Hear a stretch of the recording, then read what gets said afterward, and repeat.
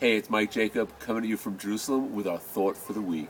We all know the famous story at the beginning of the Parsha where Yaakov is fighting the angel of Esav, and they're kind of in a deadlock. It reaches the dawn, and what happens? So they're about to part ways, and the angel calls him. He says, your name is Yaakov, and you're also going to be called Yisrael.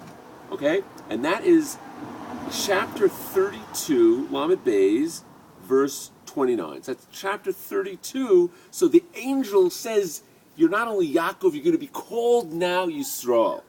Now, if we look later in the Parsha, in chapter 35, so, this is after he meets with Esav, he comes and settles the land of Israel, Yaakov with his sons. So the Pasuk says, Hashem calls out to Yaakov. He brings a korban, Hashem calls him out, and he says, not only are you going to be called Yaakov, I have an original name for you. You're also going to be called Yisrael. Chapter 35, verse 11. What's going on here? He was already called that name by the angel of Esav.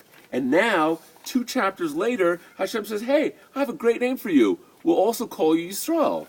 What's going on? Why are we saying this name again? We already know the name that he's called Yisrael, that a Jew is called the Yisrael. That's the question. So I was thinking like this, that there's 2 levels of a Yisrael. There's 2 levels of a Jew. There's a Jew that's Esav. He's known as a Jew. Esav will call him a Jew. He's a Jew. He has a certain milas. He has certain character traits, personality traits, as being a Jew. But there's a higher level of being a Jew, and that is God calling you a Jew. God recognizes that you're a Yisrael. So that's what happened when he comes to Eretz Yisrael and he makes this Mizbeach. Hashem is saying, I recognize you as being a Yisrael. So what was the difference over here? Why was it before it's limited to Esav calling him a Yisrael, and now God calls him a Yisrael?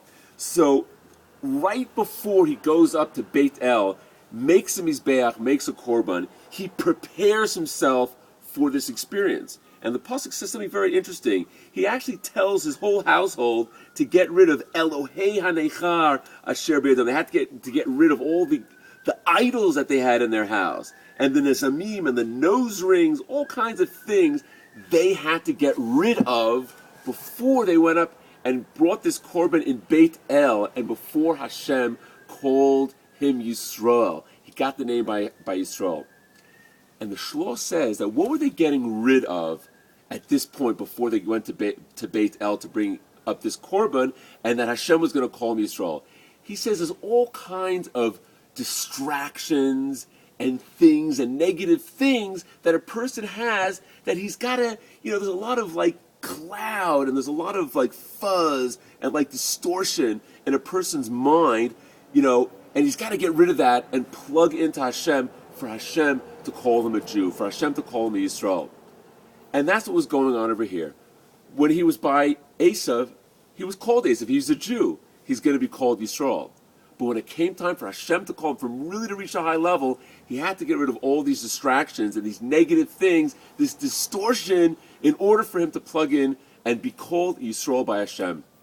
And that's, in our generation, I think we all are aware that there are things that can distract us, and I'm giving this class with my dear friend, Rabbi Learner. He's using his iPhone to tape it. We're going to be putting this on Facebook, and it goes on the internet. So I'm not one to say, oh, no, no. That's not, but I think we have to realize that we get very distracted by the gadgets in our pockets. A lot of times I see people in shul, after Shemona Esrei, they're already going back, pulling out their phones, checking out their Facebook or whatever it is.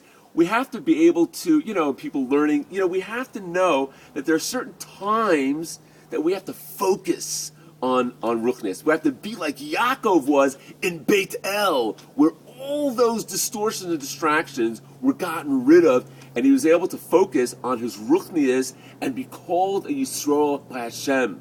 That's our goal in life, to be called a Yisrael, a Jew by God. And certainly one of the requirements for that is to try to minimize the distractions and the distortions, in our lives. And in that way, we'll reach higher levels and we'll be able to focus and do what we have to do, in our time at Me'er Esrim in this world. Shabbat Shalom, take care.